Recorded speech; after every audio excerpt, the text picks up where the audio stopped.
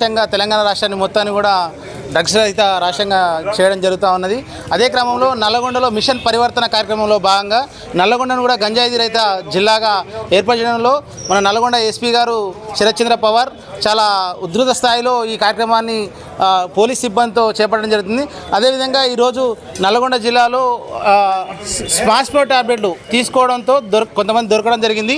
వారిపై NDPS act అంటే narcotic drugs and psychotropic substances అనే ఒక చట్టం ద్వారా వారిని అరెస్ట్ చేయడం జరిగింది.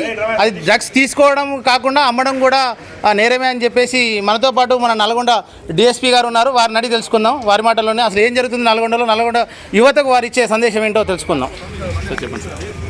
నల్లగొండ పట్టణంలో ఈ స్పాస్మో ట్యాబ్లెట్లు వాడుతున్నారన్న సమాచారం మేరకు నిన్న ఈగల్ ఫోర్స్ స్టేట్ డైరెక్టర్ గారు సందీప్ షాండీలా సార్ మరియు మన జిల్లా ఎస్పీ గారి ఆదేశానుసారము వాళ్ళు ఈగల్ ఫోర్స్ సిబ్బంది కూడా DSP గారు విశ్వభద్రరావు వారి సిబ్బంది మరియు Rajasekhar Reddy SI 1 town CI 1 town మరియు మా సిబ్బంది అందరూ కలిసి సమిష్టిగా దాడులు చేసి ఇక్కడ మొత్తం 15 మంది వాడుతున్నట్లు ఐడెంటిఫై చేయడం జరిగింది. అందులో జబీవుల్లా అనే వ్యక్తి నల్గొండ 1 టౌన్ చెందిన వ్యక్తి. అతను తొండ తిరుమలగిరిలో ఉంటూ అక్కడి నుంచి తొర్రూరులో ఉన్నటువంటి అతను వెంకటరమణ మెడికల్ షాప్కి సంబంధించినటువంటి వ్యక్తి. అతని దగ్గర A2 దగ్గర పర్చేజ్ చేసుకొని రావడము, అక్కడి నుంచి తీసుకొని వచ్చి ఇక్కడ దాదాపు 15 మందికి అమ్మినట్లుగా మనకు ఐడెంటిఫై అయింది.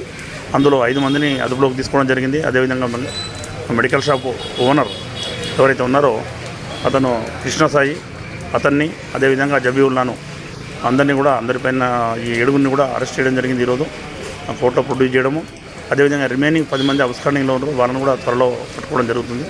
ముఖ్యంగా ఎవరైతే మెడికల్ షాప్ ఓనర్స్ ఉన్నారో వాళ్ళందరూ కూడా ఎట్టి పరిస్థితుల్లో ప్రిస్క్రిప్షన్ లేకుండా అమ్మడానికి వీల్లేదు. అమ్మినచో వారిపైన కేసులు నమోదు చేయడమే కాకుండా మెడికల్ షాప్ను సీజ్ చేయడం జరుగుతుంది. అదేవిధంగా ఎవరైతే కన్జ్యూమర్స్ ఉన్నారో, ఎవరైతే వీటిని మత్తు పదార్థాలను సేవిస్తారో వాళ్ళకు కూడా మొన్నటిదాకా కౌన్సిలింగ్ చేసేవాళ్ళము, ఇక ముందు వాళ్ళపైన కూడా కేసు నమోదు చేసి కోర్టుకు తరలించడం జరుగుతుందని తెలియపరుస్తున్నాం. Thank you. యువతకి ఏం చెప్తున్నారు సార్ ఈ సందేశం? యువత మత్తు పదార్థాల పట్ల బానిసలు కాకూడదు, వాటి పట్ల ఆకర్షితులు కాకుండా బంగారు భవిష్యత్తును నిర్మించుకోవాలని చెప్తున్నాము. ఎక్కడైతే యువత ముఖ్యంగా